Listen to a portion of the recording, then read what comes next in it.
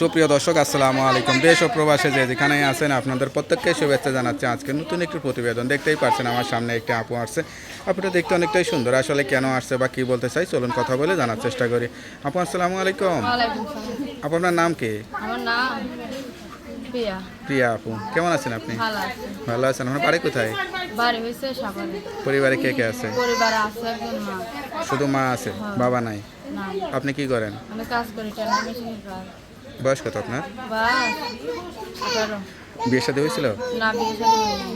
তা প্রতিবেদনে কেন আসছেন? আইসি অনেক অসুস্থ মাডা, তার মধ্যে আমিও মনে করি কোনো কাজ কাম জানি না, টেলার মেশিনের কাজ জানি, মানুষের বাড়ি কাজ করে মাডারও চলে অসুস্থ মানুষ।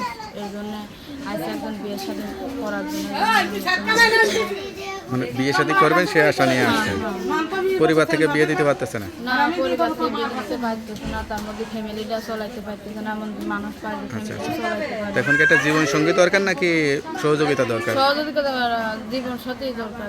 জীবন সাথী হলে হয়তো মনে কর ফ্যামিলি চলাই নেই, সেটাই সে তো সবারই লিবে দেয়, বাপ মা তার ফিরে দিবে না। ওর বাপ মালিক আর আমি ফিরে দিন গরিব হইলে। লেখাপড়া করছিলেন? না ভাই, একটু লেখাপড়া করে। কেমন লাগে নিজের কাছে এই জীবনটা? খারাপ লাগে ভাই, লেখাপড়া কষ্ট করি লাগে, না, আমি কিছু বুঝি না, সেটাই। এটাই তো খারাপ লাগে। জীবনে কখনো ভাবছিলেন যে বিয়ের জন্য প্রতিবেদনে আসতে হবে? কোনোদিন ভাবি না, স্বপ্ন দেখি আসলে না। ভাগ্য কোথায় কার কিভাবে দাঁড় করায় কেউ বলতে পারে না।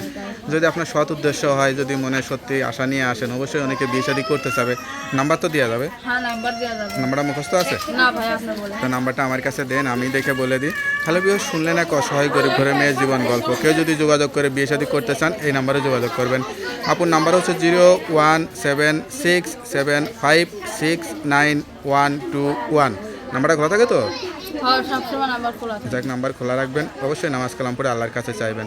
তারপর ভালো থাকেন, দোয়া করি। আসসালামু আলাইকুম।